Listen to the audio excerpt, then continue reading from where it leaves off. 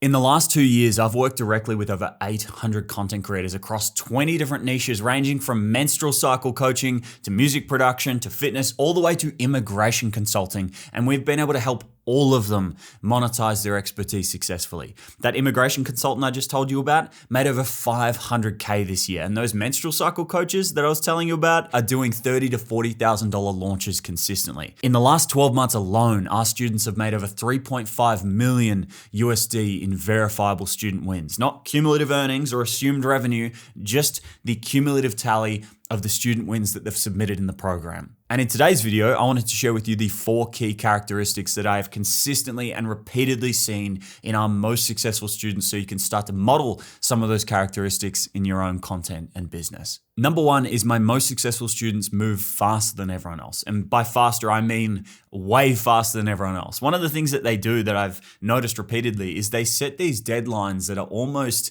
borderline unattainable, that then force them to take so much action in such a short amount of time that it's inevitable that they make progress. And then once that deadline comes and they publish the content or launch the project or launch their new program, regardless of the success or failure of that deadline, they then set another deadline and another deadline and another deadline to the point where they're continuously putting themselves in this situation where they're forced to take far more action than they normally would if they hadn't had that deadline in place. And if you multiply that out over months and years, it means they're taking not twice or 3 times or 4 times as much action as everyone else. It means they're taking 10, 20, 100 times more action than most people. See, most of the creators that I speak to online and some of the creators that join my program are stuck in this cycle of over preparing and underacting.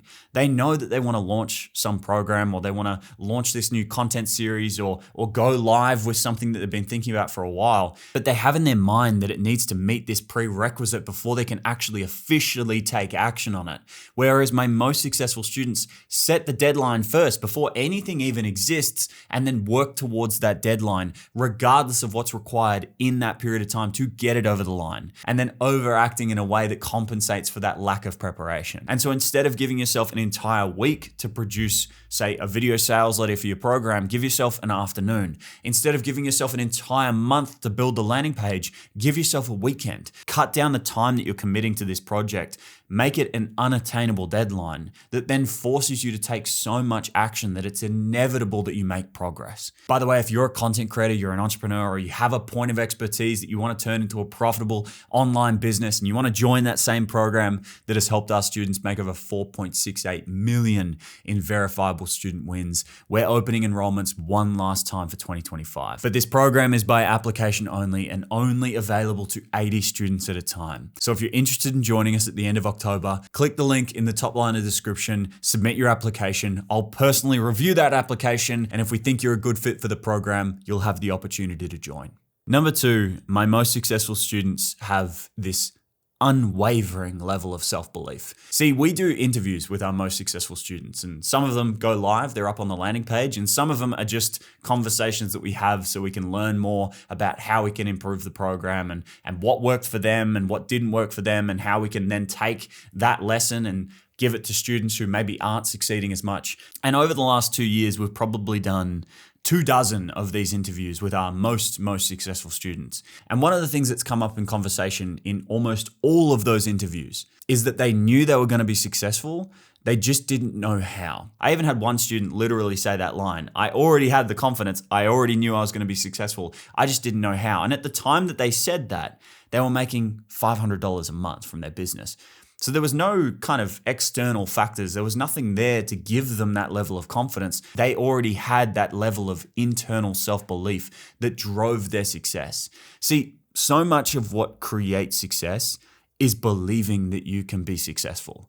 The amount of times that you have to come up against failure and decide to continue working, the amount of times you have to come up against hardship and difficult times and moments where you don't want to work and you have to have something in you that continues to push you forward, I think most of the time that's just self-belief. And I've noticed the difference. I have students where I have to be that belief for them. I have to be that person in their corner cheering them on and lifting them up and giving them pep talks, and that's okay. But my most successful students do not need that at all. They already have that. They have that voice inside their head that's cheering them on the entire time, regardless of the success or failure in their business, and that keeps them moving forward for a long period of time.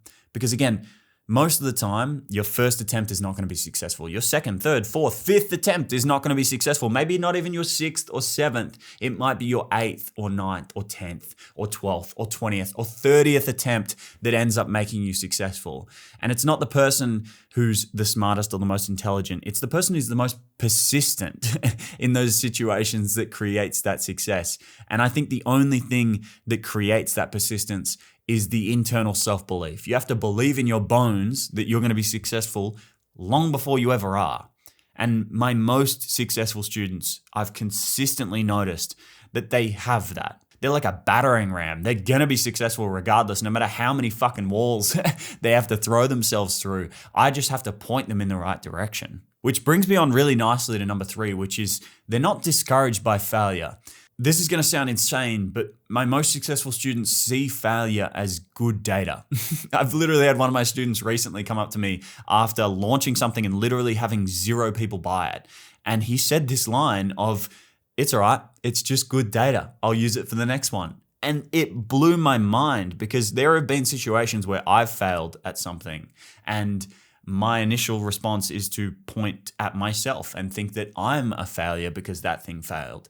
But consistently in the most successful people I've seen externally from my program and internally, my most successful students, they repeatedly see failure as just a normal part of the journey. They see it as good data.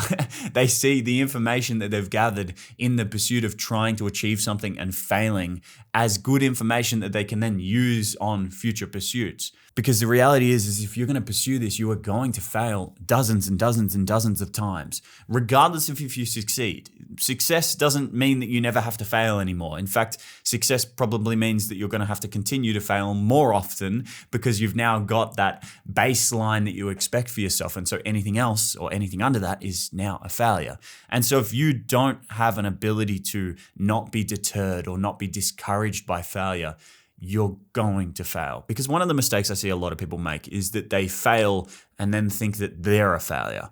And so they launch a program and no one buys. And so instead of thinking the launch was a failure or the product was a failure or the offer was a failure, they think I'm a failure. And that's a completely different outcome. Posting a piece of content and no one watching it and thinking, that piece of content was a failure, not I am a failure, are two completely different things.